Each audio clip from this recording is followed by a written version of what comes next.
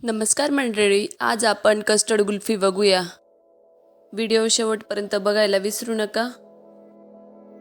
गॅसवर पॅन ठेवला, त्यात 480 ml दूध, नेरलेपच्या कढईचाही वापर करू शकता किंवा स्टीलच्या कढईचाही। फक्त दूध टाकण्या अगोदर थोडं नॉर्मल पाणी टाकावे। एका वाटीत 30 ml दूध घेतले, त्यात 2 टेबलस्पून कस्टर्ड पावडर घेतले। व्हॅनिला कस्टर्ड पावडर आहे। मी पॅनचा वापर करत आहे जेणेकरून दूध पटकन उकळेल। लो फ्लेमवर दूध व्यवस्थित गरम करून घेतले। कस्टर्ड पावडरचे लिक्विड बनवले ते टाकून दिले व मिक्स करत राहिली। उन्हाळ्यात सगळ्यांना थंड थंड खावंसे वाटतं, म्हणून कुल्फी, आईस्क्रीम नक्की ट्राय करा। नंतर थोड्या वेळाने हाय फ्लेमवर दूध उकळून घेतले।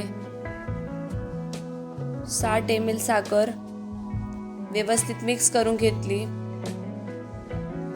दुधाला विकतच्या वस्तू खाण्यापेक्षा आपण घरीच तयार करू शकतो व कमी साहित्यात तयार होतो, म्हणून नक्की घरगुती कुल्फी तयार करा। 1/2 टेबलस्पून वेलची पावडर टाकली। वेलची पावडरमुळे कुल्फीला एक वेगळीच चव तयार होईल। व्हॅनिला इसेन्सचाही वापर करू शकतो। दूध बऱ्यापैकी उकळले आहे। ड्रायफ्रूट असेल त्याचाही वापर करू शकतो। दुधाला मस्तपैकी रंग तयार झाला आहे। दूध पूर्ण थंड झाल्यावरच त्याचा वापर करू। मोल्डचा वापर न करता आपण आज स्टीलच्या डब्यात हे बॅटर ओतून घेतले। स्टीलचा ग्लासचाही वापर करू शकतो। ॲल्युमिनियम फॉइलने पॅक करून घेतले व वरून झाकण लावून घेतले। ॲल्युमिनियम फॉइल नसेल तर बटर पेपरचाही वापर करू शकता व तो पण नसेल तर नुसतं झाकणही लावलेत। 8 ते 9 तास फ्रीजमध्ये ठेवून दिले व 9 तासांनी बाहेर काढून घेतले। एका बाउलमध्ये पाणी घेतले, डबा ठेवून झाकण व फॉइल पेपर काढून घेतला, लावल्या व बाहेर काढून घेतले।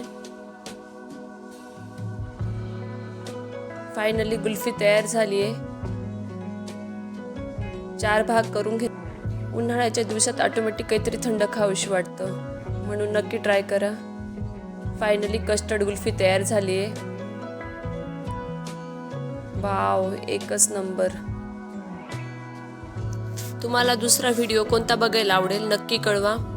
व्हिडिओ आवडला असेल तर लाईक, शेअर, सबस्क्राईब करायला विसरू नका। चला भेटूया पुढच्या व्हिडिओमध्ये।